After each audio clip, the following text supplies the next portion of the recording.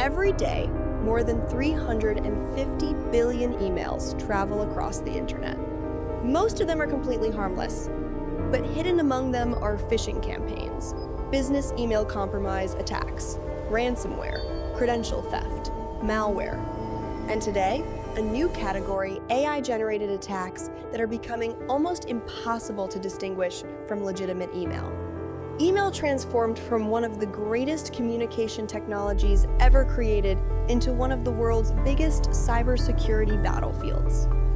So how did we get here?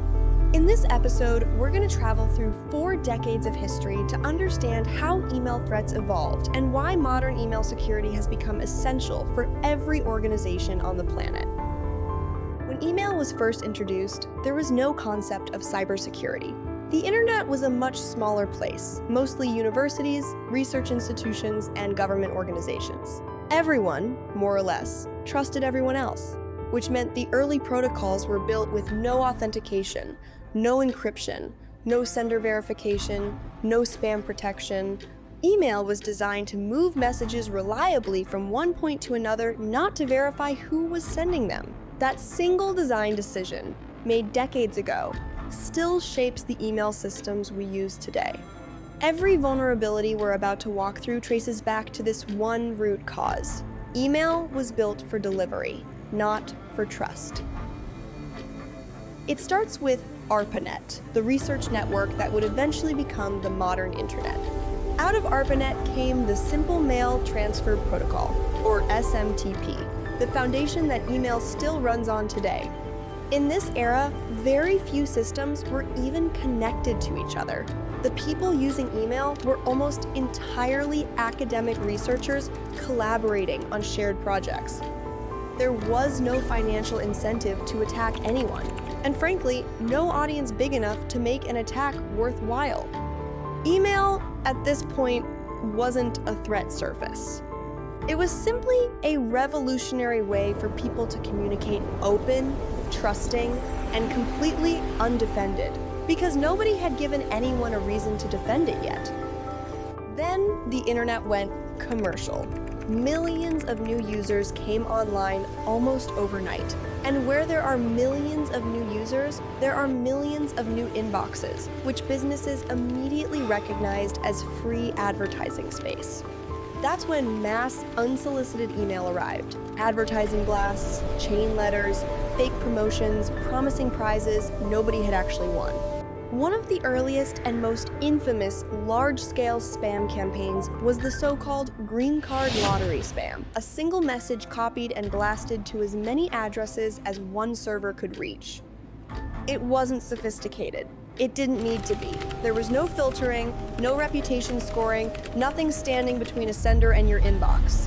Spam exploded for the simplest reason imaginable. It was nearly free to send, and nothing was stopping it. It didn't take long for attackers to realize email could deliver more than just unwanted advertising. It could deliver malicious code. Names like Melissa, I love you, my doom. The pattern was almost always the same. An email arrives with an attachment.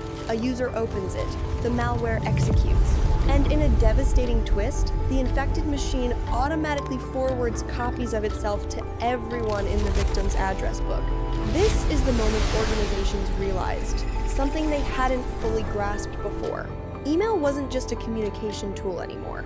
It was a distribution network, and malware could now spread at the speed of a mailing list. And this is where everything changed. Attackers stopped attacking computers. They started attacking people.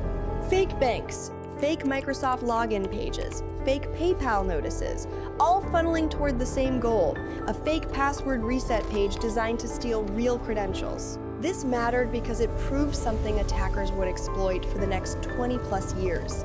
Social engineering was often more effective and far cheaper than finding and exploiting a software vulnerability. Why break the code when you can just ask the human for the password? Attackers didn't stay generic for long. They became selective.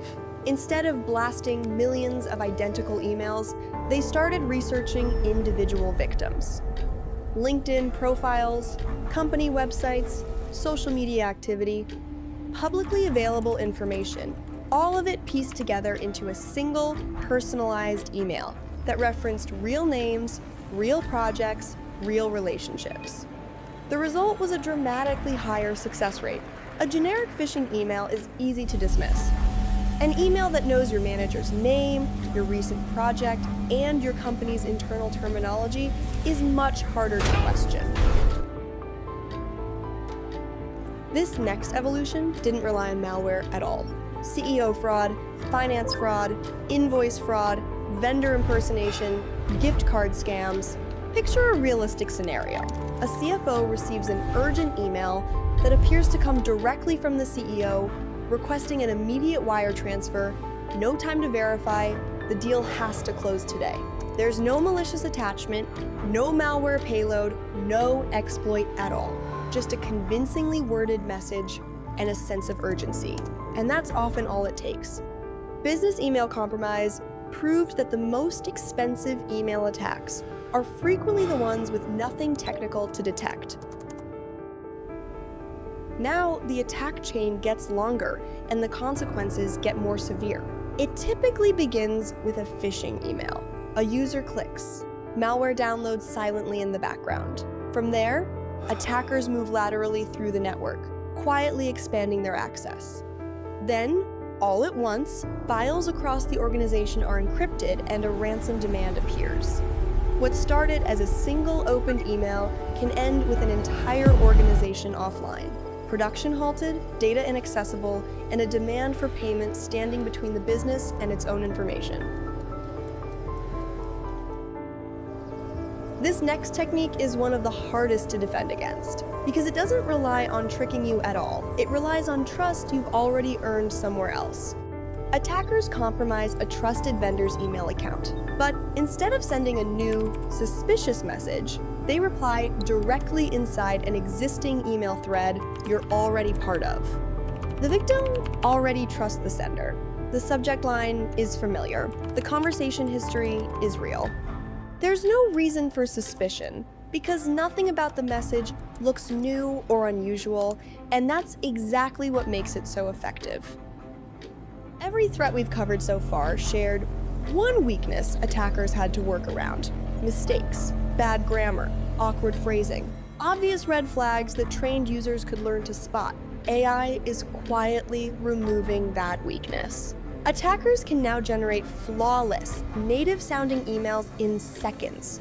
Translate those emails into dozens of languages without losing tone or credibility.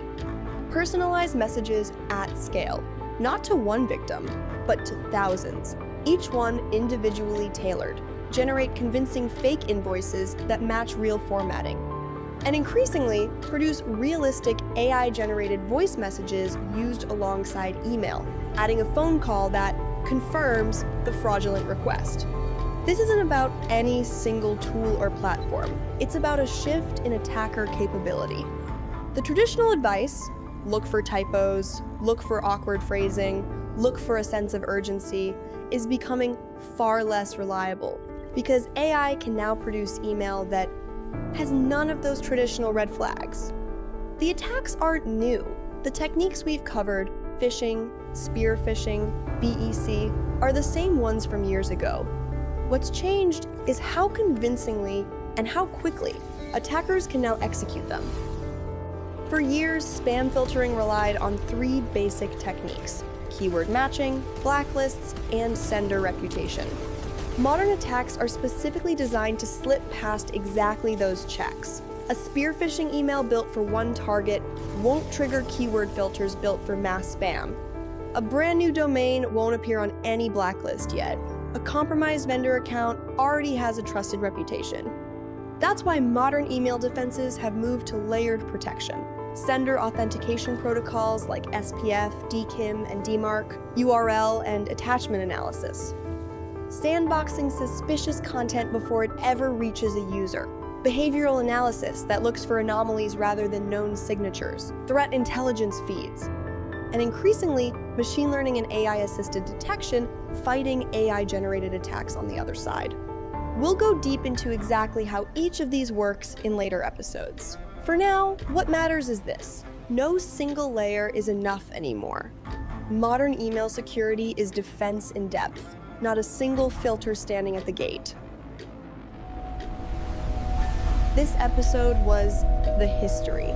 The rest of this masterclass is the architecture. Across the episodes ahead, we'll break down exactly how email actually works. SMTP, DNS, MX records. We'll go deep on SPF, DKIM, and DMARC and why all three exist together.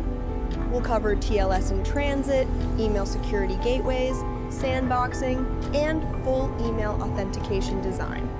And we'll walk through enterprise email security architecture from the ground up, including real-world gateway, deployment, and administration. Email hasn't become less secure because the technology failed. It has become more dangerous because attackers have become smarter, faster, more targeted, and now AI-assisted. Every major advance in email security has been a direct response to a new attack technique. Trust was exploited, so authentication was built. Malware spread through attachments, so scanning was built. Deception replaced malware, so behavioral analysis was built. To defend a modern organization, we first have to understand how these threats evolved, because every layer of modern email security exists for a reason, and that reason is written in the history we just walked through. In the next episode, we go technical. We'll trace exactly how a single email travels from one mailbox to another across the internet, the protocols, the servers, and the checkpoints it passes through along the way. Thanks for being part of the Network Chronicles community. If you enjoyed this lesson or have any questions, drop a comment below. I genuinely enjoy hearing from you. And if there's a networking concept you'd like to see explained next, let me know. Your ideas often inspire future videos. Until then, keep learning, keep experimenting, and keep building. I'll see you in the next lesson.